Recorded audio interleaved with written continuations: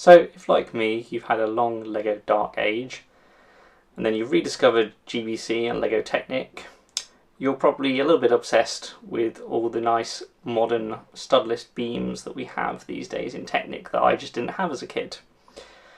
But building GBC, the standard was written before those kind of were widely used, and so the input bin in particular is 10 bricks high and 8x8 studs opening. So we've got a standard ball bin here, 10 bricks high, or 9 bricks and 3 plates, which is the same thing here. And it's got the standard 8x8 stud opening on the top. But if you're building modules purely with studless pieces, and your studs don't correspond directly to beams, at least in a vertical distance, how do you quickly check that your modules are up to standard? So in this video, I'm going to showcase a few little basic studless tools that let you do that.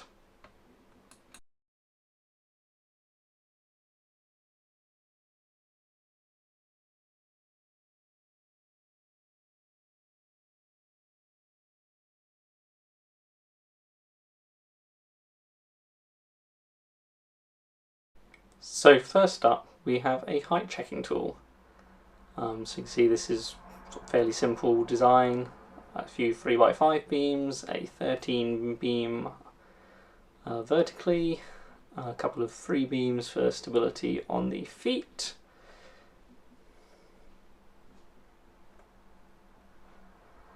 and a little 5 beam to extend the reach at the top. So if we place this next to our ball bin, which of course we know meets the GBC standard, if we can slide the top over the input bin of our module, then it is at or the correct height.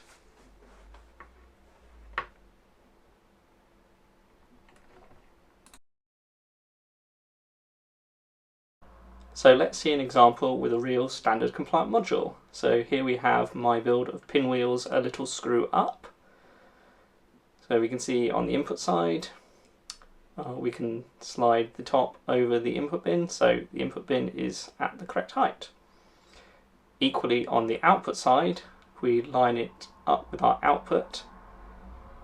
Since our output needs to go into the input, as long as our output is level or above the top of our height guide, we know the output is standard compliant as well.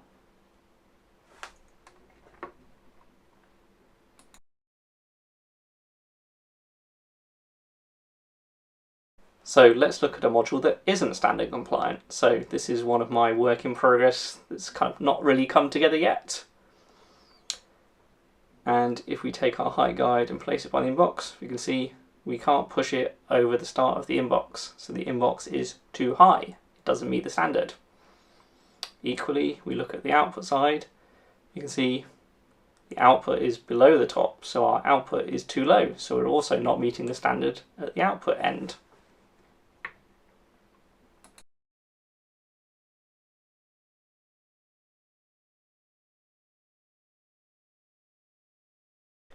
The next thing we want to test is our opening. GBC standard said it should be 8x8 studs, so we can build a simple little studless square with 8 3x5 L-beams, all locked together with pins, and this is equivalent to 8x8 studs. So if we can slide it into the opening or the inbox of our module, then we know it will be compliant.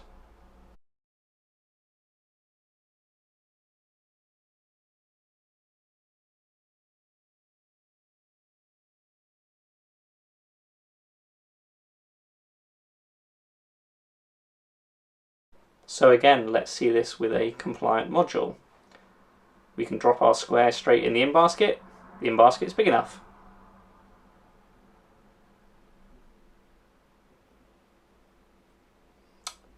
Now if we bring back my non-compliant module, you can see that we can sit our square in there. So our inbox is actually the right size, it's just the wrong height, as we already saw. Our final tool is not related to GBC directly, but just building in general. This is a simple straight axle checker built from a stack of 5 beams all pinned together to make it nice and solid.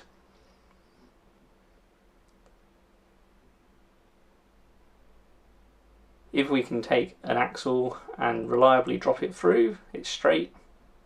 So here I'm demonstrating with some used 12 axles.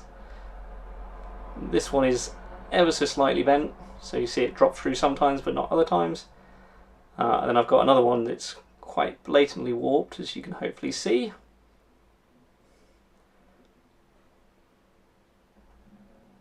And that one should get stuck every time.